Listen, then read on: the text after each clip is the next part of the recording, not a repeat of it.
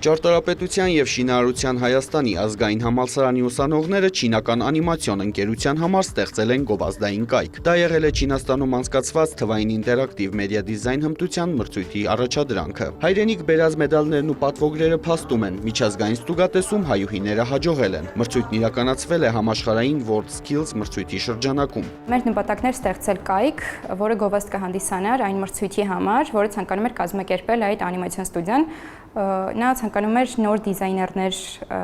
ներգրավել իրենց աշխատանքի մեջ, ուստի մեզ անհրաժեշտ էր ստեղծել եւ գովազդը պոստերների տեսքով, կայքը, որպեսզի հաճախորդները ավելի շահագրգռվեն եւ ներգրավեին կայքի մեջ։ Հայ ուսանողները մոդելավորել են կայքի փորձնական տարբերակը, գրել են գովազդային հոլովակի համար սցենարներ, դրանք համաձայնեցրել պատվիրատուի հետ։ Մրցույթի ժյուրին հաշվի առել ոչ միայն մասնակիցների համակարգչային հմտությունները, այլև նորարարական մոտեցումներն ու հաճախորդների հետ աշխատանքը։ Պետք է կոնկրետ շեշտադրումը դրված լիներ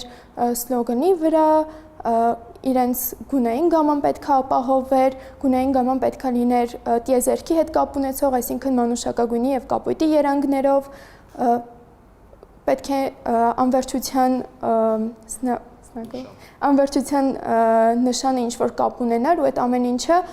կապվեր անիմացիայի, անիմեների իրենց մշակույթի հետ։ Ճարտարապետաշինարարական համալսարանում ստեղծվել է օլիմպիական կոմիտե, որտեղ ուսանողները հնարավորություն ունեն զարգացնելու գիտելիքներն ու հմտությունները, պատրաստվելու հաջորդ միջազգային մրցույթներին։ Քանի որ համալսարանը մեծ ուշադրություն է դարձնում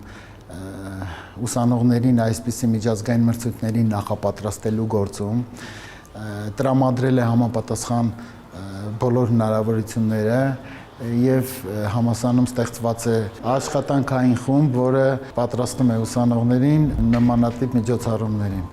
Իդեպ հայ ուսանողուհիներն իրենց արդյունքներով առաջ են անցել չինական առաջատար այն համալսարանների մասնակիցներից, որոնք բուհում մեքենաներ, շարժիչներ, անգամ ինքնաթիռներ են նախագծում։ Մասնակիցների խոսքով թվային մեդիա դիզայնը համարվում է նորարարական ուղղություն, որն ակտիվ զարգանում է նաև մեր երկրում։ Արամ Մարանդյան, Մհեր Կիրակոսյան, լուրեր։